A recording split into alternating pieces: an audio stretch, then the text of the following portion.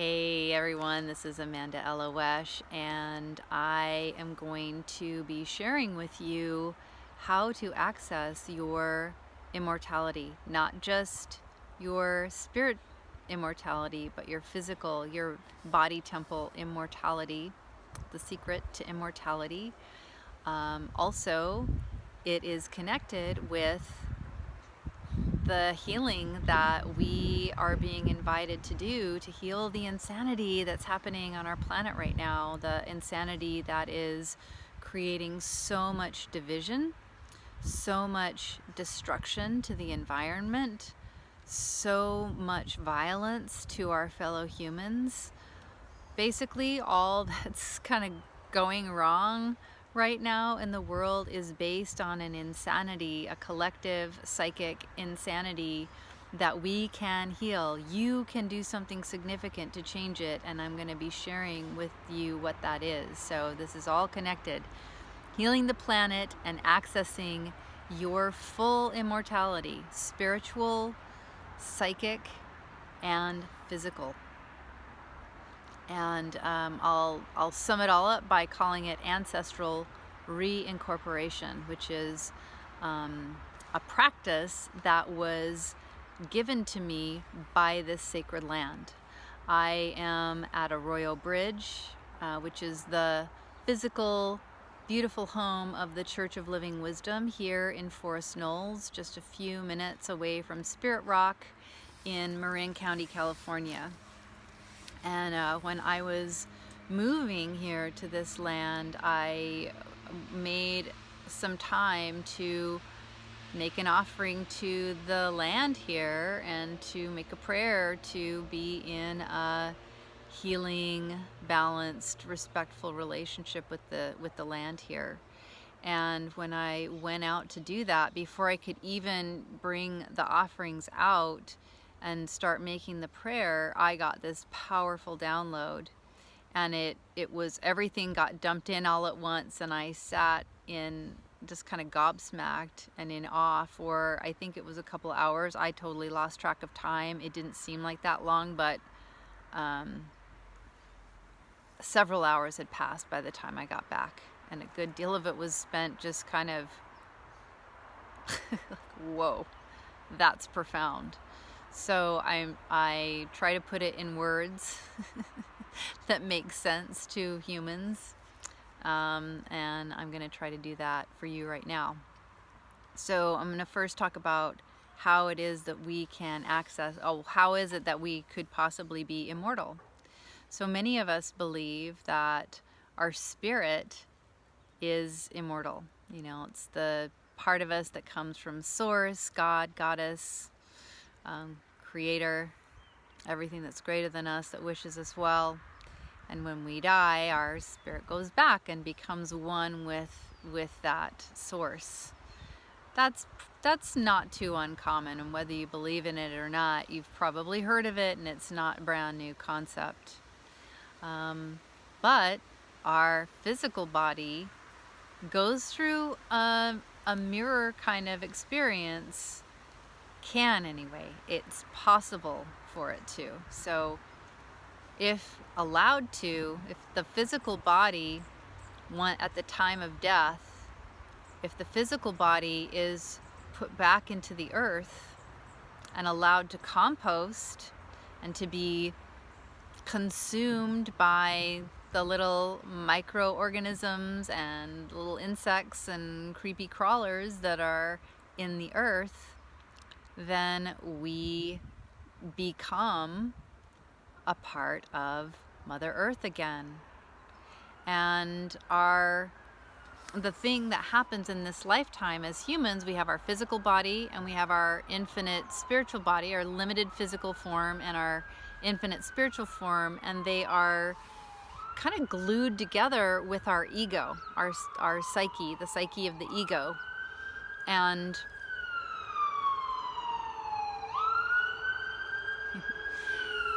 let that pass.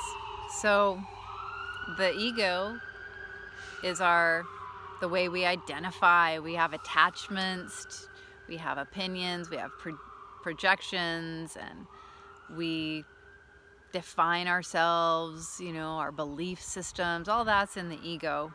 And it's the sticky stuff that keeps our infinite spirit connected to our finite body. And at that time of death, our spirit goes back to source, and our psyche stays attached to the physical body and reincorporates with Mother Earth. And the psyche comes into a place of oneness with the beautiful consciousness that is our Earth Mother. That's what keeps us immortal. We come into different forms. We're not this unique combination of this infinite spirit, little piece of spirit and our physical body anymore. It's like a zygote that's separating, right? We go back and we join in with these two distinct realities. The problem is that most of our ancestors who've passed in the last few generations have not been allowed to compost and go back into the earth. We do funky things with our dead. We pump them full of chemicals, and then we put them inside these boxes made of artificial materials, some natural, maybe some wood. There's like metal and plastics, and then we seal that box up inside of a concrete box, which completely prevents that return to the earth. And so what happens is the psyche, the ego identified psyche, is traumatized. It's dying. It's not connected to a living form anymore, and it's not being received back into wholeness with Mother Earth. And so it freaks out. And just like normal trauma, there's this major disconnect. There's panic in the system. There isn't access to the sense of loving kindness and connection and awareness and peace and calm. It is panic stricken. It's in survival mode, and it's very, very low form thinking. Consciousness, not thinking, but consciousness. It's very low consciousness. And it attaches itself to the most convenient and quickest accessible entity, physical body. Usually a human one, because it's the most familiar. And so people who are already, it's kind of loud. People who are already in a dark and heavy space, it's going to be attracted to that. It's going to be attracted to those who are vulnerable and susceptible, young, sick, people who aren't aware of psychic, energetic boundaries and how to create them or how to clear your field. And these traumatized psyches, they attach themselves to whatever they can. And this, and there's more and more and more and more of it. And even if we don't directly have any of these psychic traumatized psyches attached to us, we're feeling them. We're very empathic beings, whether we want to recognize that or acknowledge it or not. And it's in the collective consciousness. And it's getting worse and worse because there are more and more people who are dying and not going back into the earth. Now imagine if you add to it, that's just for, say, you have a peaceful death, a peaceful expected death. Someone comes to the end of their life and it's a natural causes.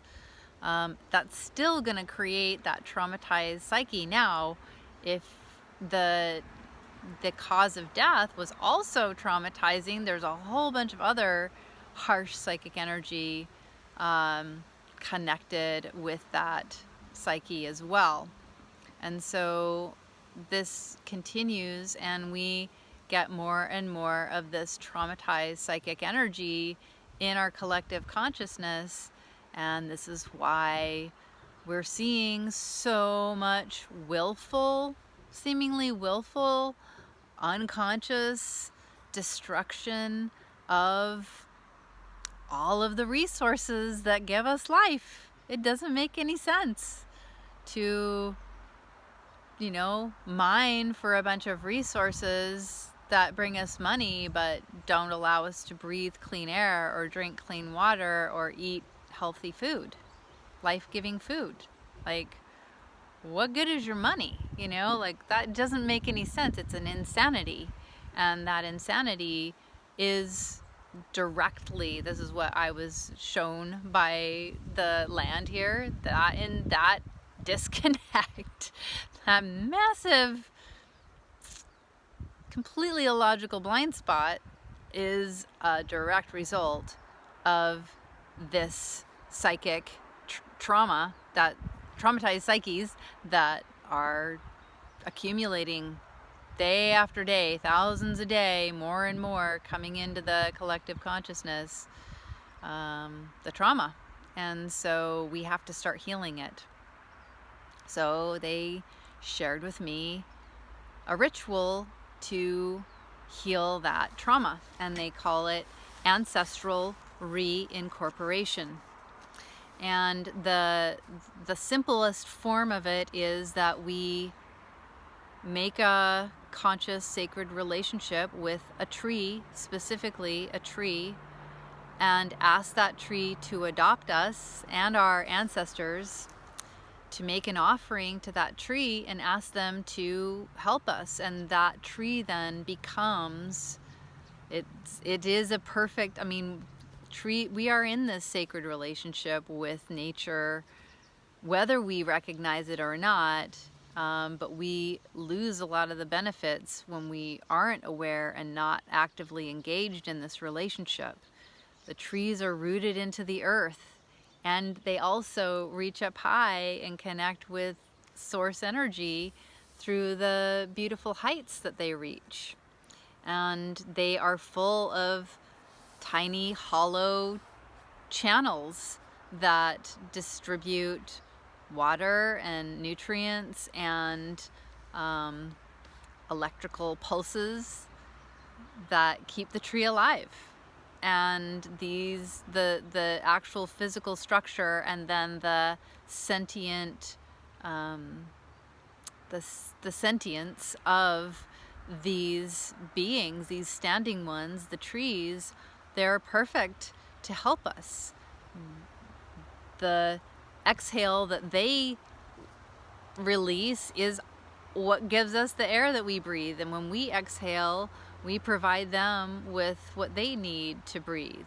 And when we actually put our waste in a healthy, conscious way into the earth, it feeds and nourishes their roots, and we come into this beautiful balance. That's what, that's what's sustained many of our ancestors for centuries. And the whole dying process, which is really just a transition into different forms, is a part of that sacred relationship with nature. And what I got is that many of these, if not all, I don't know, I don't speak for all the trees, but as we've been doing this work, found that they're very excited. They've been wanting to do this for a long time, and maybe they've even communicated this message with other people, and these rituals are going on elsewhere. That would be amazing. But they want to help us. They want to help us heal the insanity, but we have to ask them. We have to make an offering, and we have to understand what it is that's happening.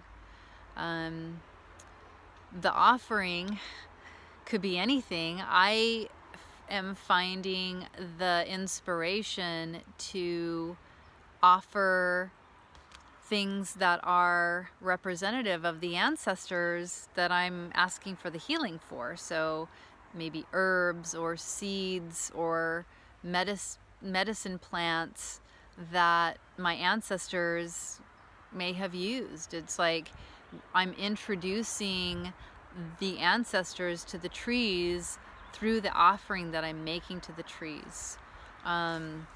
I've made offerings of tobacco, I've made offerings of cornmeal, and for the solstice, we'll be gathering here live, which you're welcome to do. You're welcome to come and join us and participate in a group, a community ceremony, and we'll be co-creating a despacho-like offering, which is on a piece of cloth. Usually in the traditions I've witnessed and participated in, it's a piece of red wool, but it could be a bandana, it could be a beautiful scarf or some other beautiful piece of fabric.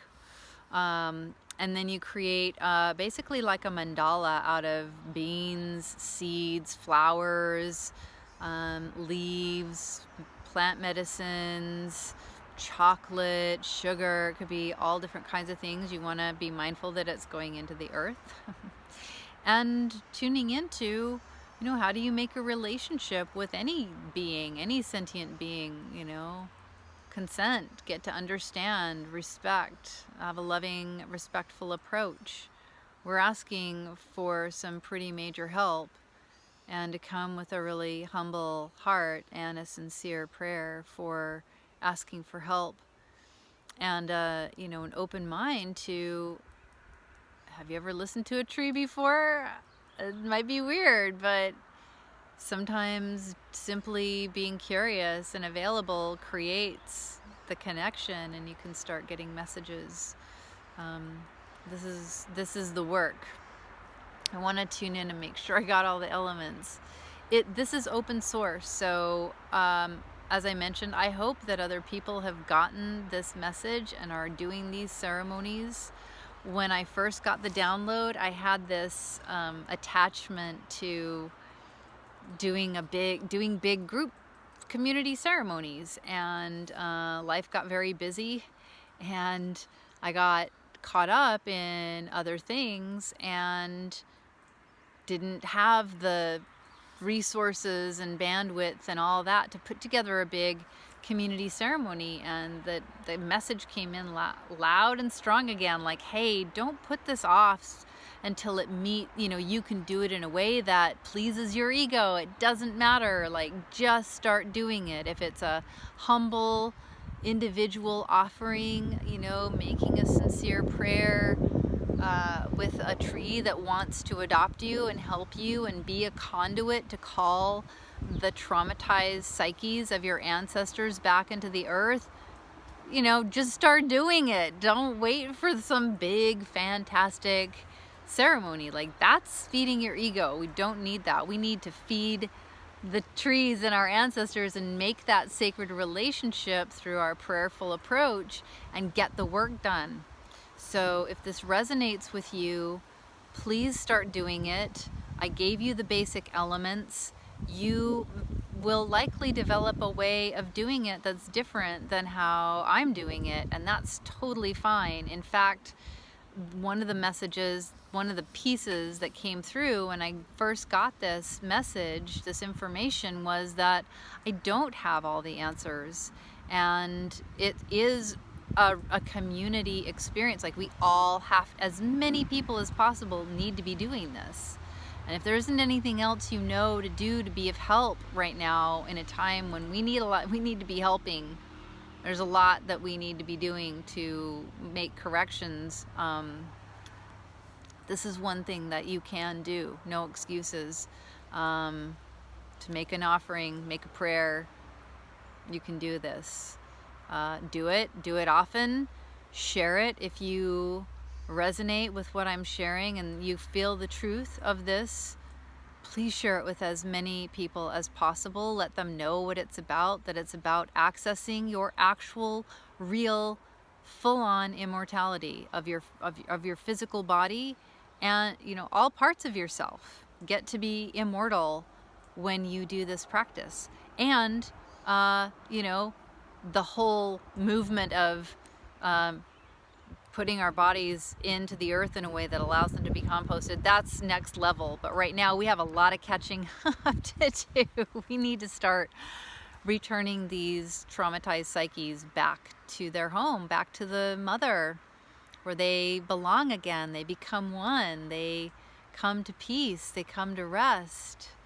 Every time this ritual happens, there is a greater sense of peace and profound beauty and depth that opens up. So hopefully that's your experience. Like I said, like it, share it, get the word out there, invite people to do it. This is accessing your full-on immortality and healing up your ancestral lines and healing up the insanity that's happening on the planet right now, putting it to rest and allowing an elevation to come in. So I think that's everything. If you want to stay connected with how we are developing ancestral reincorporation, this was the name that these spirits here on this land gave me, ancestral reincorporation.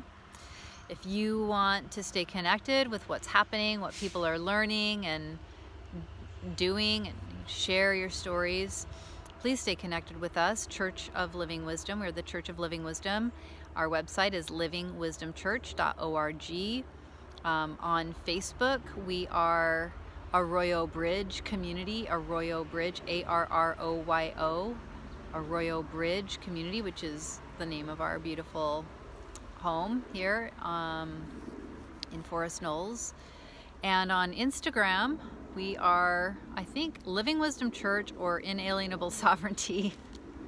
One of those two, you'll find us, and if you find both of those together, you'll know you're in the right place. Inalienable Sovereignty, Living Wisdom Church. All right, thanks for tuning in. Thanks for hanging in there. I know this was a long one. Thanks for putting the word out there. Thank you for doing the work. I hope to stay connected, hope to hear what it's like for you, and until next time, may the source be with you. Mitakuye Oyasin.